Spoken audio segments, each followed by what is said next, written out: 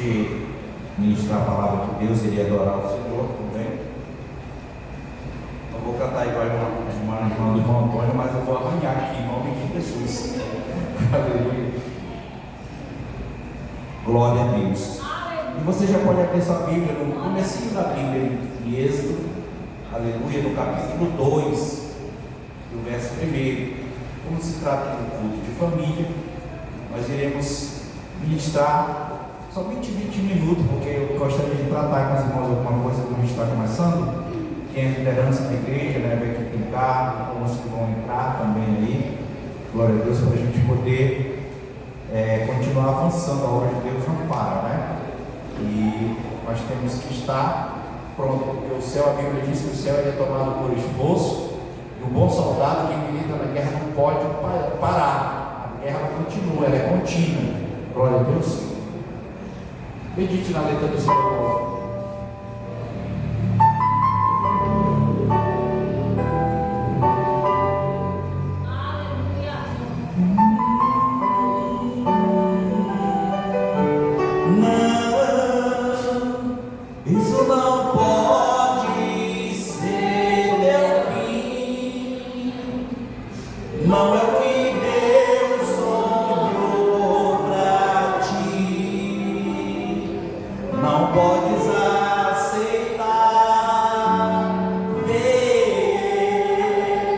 Tua família se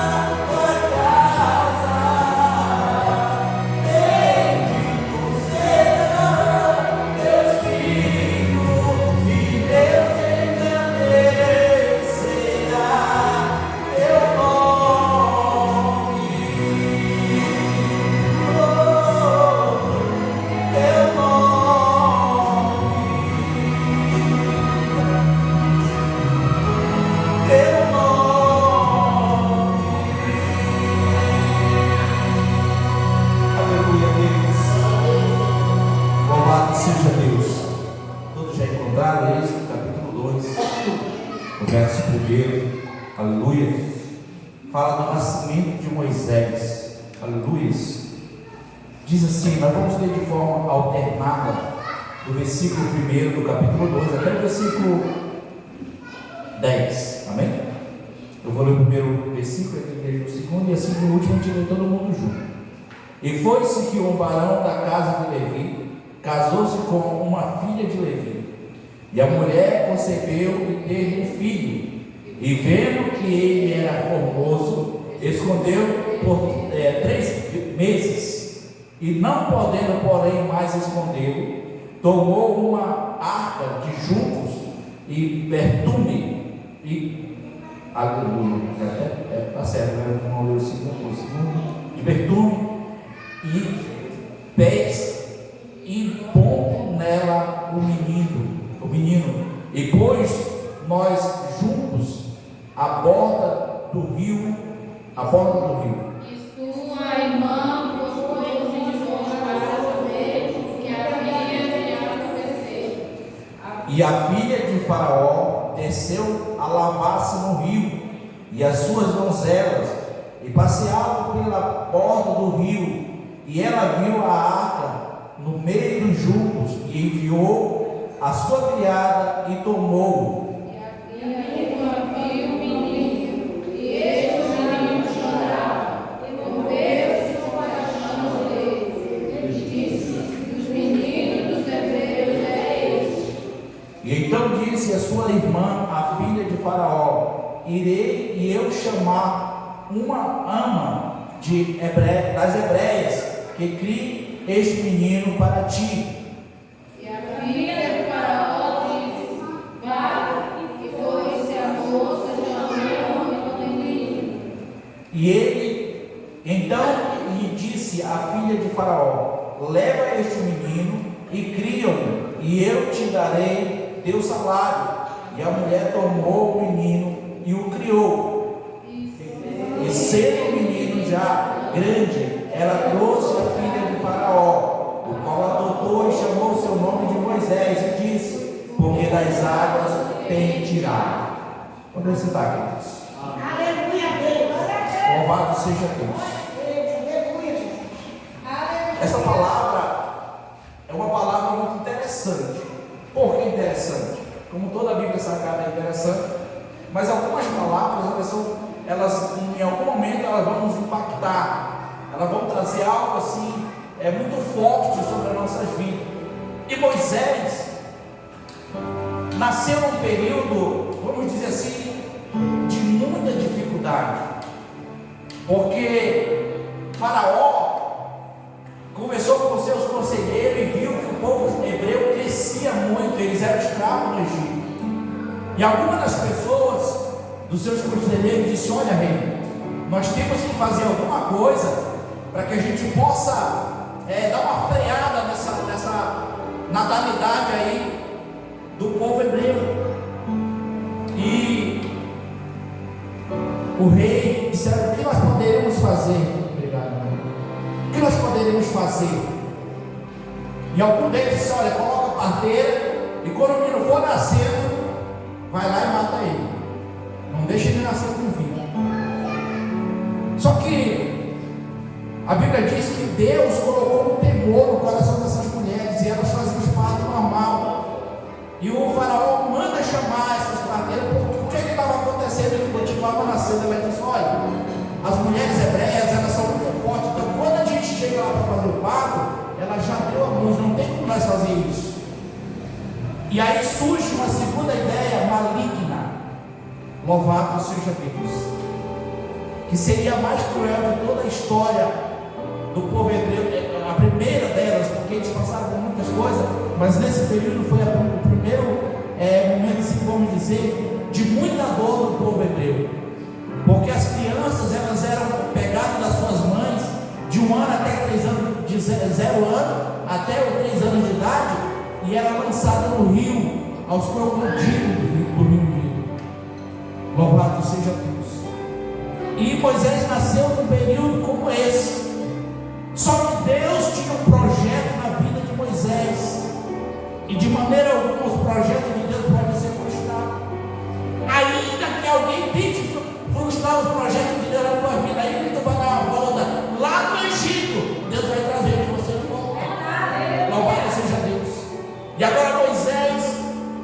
A sua mãe teve uma ideia, fez um barquinho, né, de junco do rio, botou betume. Vamos imaginar que seja o breu, né, que nós usamos hoje, os arcão, algo do tipo para calafetar a canoa. Vamos dizer que era algo que não era muito caro, porque ela conseguiu, e eles eram escravos, mas conseguiram, né, com a ajuda de Deus. E eles colocam Moisés dentro do rio. Miriam leva Moisés e ela vai acompanhando pela beira do rio, vê o que sucedia. Vejamos, irmão, que o mesmo rio onde milhares de crianças foram mortas, devoradas por crocodilos, ele estava nesse mesmo rio e ele chorava. Mas mesmo assim, em nenhum momento ele foi atacado por um crocodilo. E ele chega ali naquele momento, está a filha de Faraó tomando banho com as suas donzelas, como nós vimos no texto, e ela escuta, alguma das suas donzelas vai lá e pega e vê que ele chorava muito. E aí Deus colocou no coração dela um desejo, que ela veio ter uma grande compaixão por Moisés, em criá-lo como seu filho. Vejamos, aí poderia ser a segunda vez, vamos dizer, primeira vez que Deus livrou Moisés do crocodilo, e segundo, das mãos de Faraó, tocando no coração, Deus tocando no coração da filha de Faraó. E Moisés vai ser criado pela sua mãe verdadeira. Louvado seja Deus. Só que chega um momento que Moisés ele tem que voltar, tem que ser criado no costume egípcio. Depois que ele é desmamado, ele volta para o Egito. E a Bíblia não relata sobre essa história, mas eu acredito que algumas coisas da nossa infância nós lembramos, principalmente aquelas pisas dolorosas da nossa mãe nos deram. Muito, eu não consigo esquecer dessa parte. Eu não sei se vocês esqueceram, glória a Deus, é sinal que vocês conseguiram fazer um lápis de memória nisso aí. Mas Moisés ele foi instruído pela sua mãe Joquebede nos costumes do povo de Deus. Só que agora Moisés vai ser criado no Egito. Ele vai se tornar um príncipe egípcio, não de sangue, né? Mas de adoção. E Moisés se torna um grande guerreiro do exército de Faraó. E ele chega a ser não só um guerreiro, mas ele vai estudar na faculdade daquela época, avançada para a sua época, e ele se torna um dos maiores engenheiros civil daquela época. E ele vai ser responsável por grandes construções do Egito, de estados que lá no Egito eles tinham os faraós como deuses, né? Então Moisés se torna alguém muito entendido, muito útil no reino do Egito. Só que determinada vez ele está indo visitar uma obra. Isso, Moisés está com 40 anos de idade, príncipe do exército do Egito, está com 40 anos de idade, ainda não casou. E Moisés vê um carrasco egípcio chicoteando um israelita. E naquele momento vamos dizer, o seu patriotismo de Israel falou mais alto, que ele matou aquele egípcio. Louvado seja Deus. E aquele homem que foi livre, vamos dizer, daquele ato que seria morto ali, a chicotada. Passados uns dias, Moisés vê esse homem brigando com outro israelita. E ele diz: acalma, vocês não podem fazer isso, vocês são irmãos, vocês são hebreus. E aí ele vai e diz: e se eu não parar de bater nele, tu vai me matar como tu matou o egípcio? Quer dizer, Moisés livrou ele e ele coloca Moisés numa grande enrascada. Ou seja, irmão, se tu vê alguém na briga, não te mete na briga, que sempre vai sobrar para ti. Principalmente se for de marido ou mulher. Não te mete, fica na tua, que depois ele se ajeita. Aleluia. Tu pode faz a ligação agora para a polícia: olha, tem alguém matando alguém aqui dentro de que tu não vai te comprometer. E não dá o teu nome, pelo amor de Deus. Se acontecer alguma coisa muito grave, tu vai estar todo enrolado com a polícia. Então, Moisés foge do Egito. E Moisés foge do Egito porque o faraó tentava tirar a sua vida. O faraó esqueceu tudo, irmão. E hoje isso não é de agora, sempre vai existir. Nós procuramos fazer tudo certo, mas no momento que nós erramos, pessoas não vão olhar para os nossos acertos, vão olhar para aquilo que nós erramos. Se você tem um ministério, se você tem uma vida, uma empresa, um casamento bem estruturado, se você buscar um prazer fora do teu casamento, às vezes esse prazer se torna a pior derrota da sua vida. Mas não é o caso. Moisés foge do Egito, e Moisés parece que ele tinha uma chama que onde chegava tinha confusão. Ele viaja durante alguns dias no deserto e chega na cidade de Midian, na aldeia de Midian. E lá tem uns caras querendo fazer com que as filhas de Jetro não pegassem água para as suas ovelhas naquele lugar. E Moisés já entra na briga e bota os caras para correr e fica lá. E alguma das filhas de Jetro vai: olha, teve um homem que veio, ele não é alguém daqui, ele é diferente. Ele tem umas vestes diferentes, ele usa um anel diferente, ele usa uma espada diferente. Esse camarada, ele é egípcio, pelo que podemos ver. E aí elas contaram o que ele tinha feito para defender elas. Ele disse: por que não trouxeram ele até aqui? Porque eu gostaria de recompensar. E Moisés, quando chega na casa de Jetro, ele cai nas graças de Jetro, e mais tarde nas graças de uma das suas filhas. Moisés se casa, e Moisés passa 40 anos em Midian. Quer dizer, essa trajetória toda que ele correu, ele, quando chega para completar os seus 40 anos de idade, ele vai aprender lá com Jetro, porque a cultura daquela época era diferente do Egito. No Egito ele tinha alguém que servia a ele, dava a comida lá no seu aposento. Só que agora ele vai viver uma realidade diferente. Ele vai aprender a cuidar de ovelhas de Jetro. Casa com uma das filhas de Jetro. E certo dia Moisés está no deserto e vê uma sarça que começa a arder. A chama arde sobre ela, mas ela ardia e não consumia. E Moisés tenta se aproximar e vai ouvir uma voz que diz: Moisés, tira a sandália dos teus pés, porque o lugar que tu pisa é lugar santo. E Moisés tira a sandália dos seus pés, e eu acredito que deve ter dado algum temor em Moisés, porque não é comum você ver uma sarça pegando fogo e não ardendo, e do meio da sarça desse fogo sair uma voz. Só que Moisés, naquele momento, se aproxima e começa a ter um diálogo pela primeira vez com Deus. E Moisés diz assim, quando ele se aproxima, Moisés, e Deus começa a dar algumas instruções para Moisés, dizendo que escolheu ele para ser o libertador de Israel. E nessa conversa Moisés vai dizer: mas como que eu vou fazer isso? Aquele a quem procurava a tua morte já não é mais vivo, volta para o Egito. E na tua caminhada tu vai encontrar com o teu irmão Arão. Porque Moisés questionou com Deus que ele era um homem de pesado diálogo, vamos dizer assim. Não, vou te colocar Arão e ele vai ser o teu companheiro nessa jornada. Louvado seja Deus. E Arão, ao mesmo tempo Deus fala com Arão, e Arão vai ao encontro de Moisés. E quando eles se encontram, mas Moisés pergunta para Deus: Deus, como é que eu vou chegar diante do faraó e vou dizer que vim para libertar o teu povo? Vou dizer quem foi que mandou. Ele diz que foi o grande eu sou. Aleluia. E até hoje eu só vi alguém que diz que eu sou e ninguém consegue envergonhar ele, é Deus. Porque todo ser humano que diz que eu sou, ele é um camarada que lá na frente vai se envergonhar, porque Deus não resiste a soberba. E Moisés parte para essa missão. Louvado seja Deus. Ele parte para essa missão com o objetivo de libertar o povo de Israel. Mas eu não vou entrar na libertação de Israel, eu vou entrar no tema família. Louvado seja Deus. Essa é a sua introdução, agora eu vou pregar, para você entender. Moisés passa todo esse processo, começa aquela peleja, passa as pragas que nós conhecemos, e chega um momento em que o povo de Israel atravessa o Mar Vermelho, e tem gente explicando tudo aí, que aconteceu um grande evento naquele dia. Se foi o vento, foi Deus.